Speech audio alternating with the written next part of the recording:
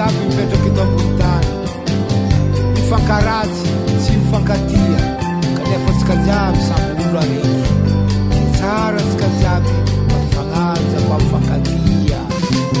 Sambo akona hititie rafozagna malembinando, mifankahita tony tanagna tsisy akory na salama.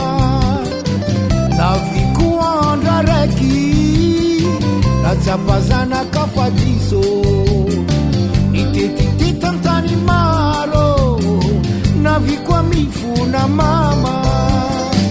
Sambakona hititiene rafuzana malembinando, nifankahita tantanana sisy akory na salama.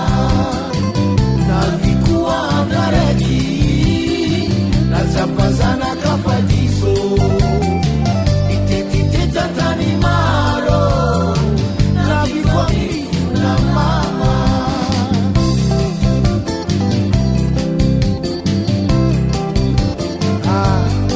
Tindriky tohina raiky tary aia maneleno loha fanatosika ampeny hafa hely.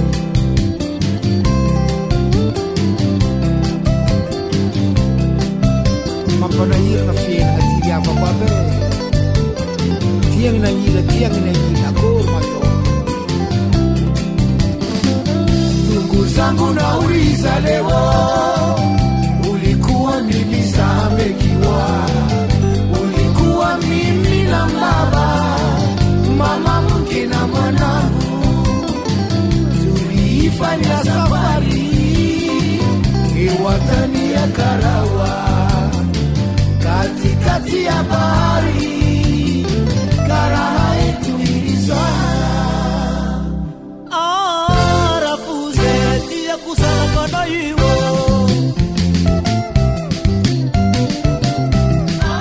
arafuzeti ya kusana kana iwo, Sara mtike zifangaraka, arafuzeti ya kusana kana iwo, nataninwa tonoza, nataninwa tonoza, arafuzeti ya kusana kana iwo, Sara mtike zifangarake, arafuzeti ya kusana kana iwo, ya kusana kana iwo, arafuzeti, arafuzeti ya kusana kana iwo.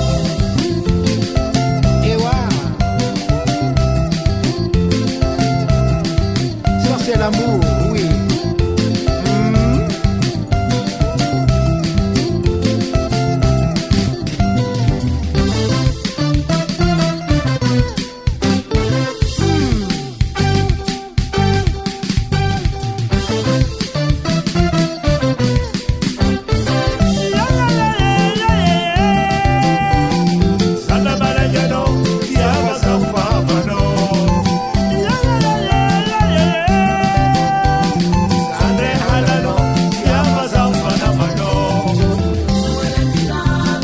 Tsara mifankaratse,